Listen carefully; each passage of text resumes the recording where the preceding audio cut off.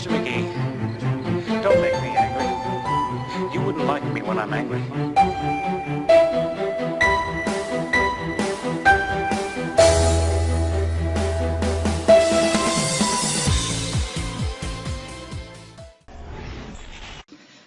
Racism within the military has long been an important tool to justify the destruction and occupation of another country.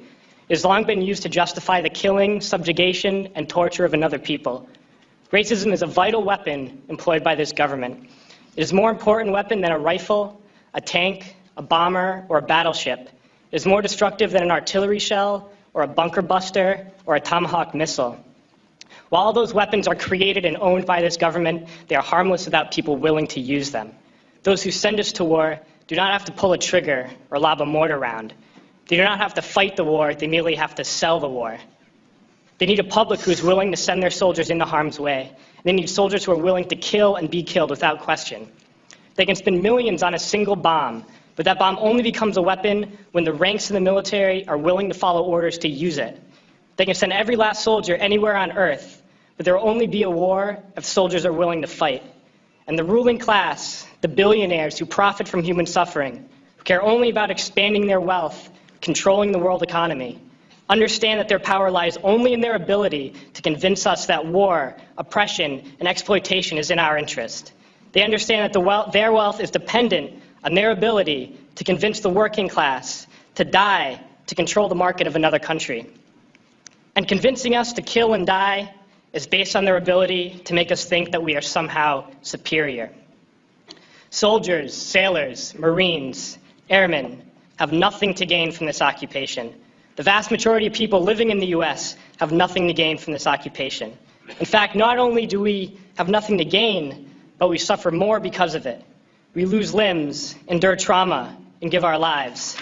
Our families have to watch flag-draped coffins lowered into the earth.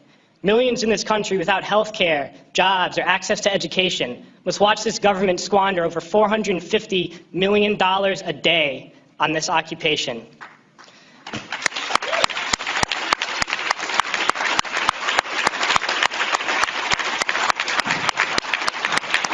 Poor and working people in this country are sent to kill poor and working people in another country to make the rich richer. And without racism, soldiers would realize that they have more in common with the Iraqi people than they do with the billionaires who send us to war.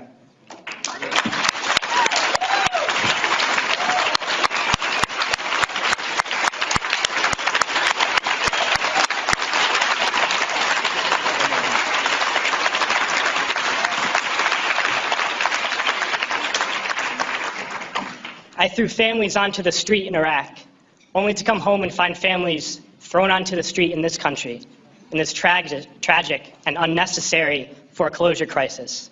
We need to wake up and realize that our real enemies are not in some distant land. They're not people whose names we don't know and cultures we don't understand. The enemy is people we know very well and people we can identify. The enemy is a system that wages war when it's profitable. The enemy is the CEOs who lay us off from our jobs when it's profitable. It's the insurance companies who deny us health care when it's profitable. It's the banks who take away our homes when it's profitable. Our enemy is not 5,000 miles away. They are right here at home. And if we organize and fight with our sisters and brothers, we can stop this war, we can stop this government, and we can create a better world.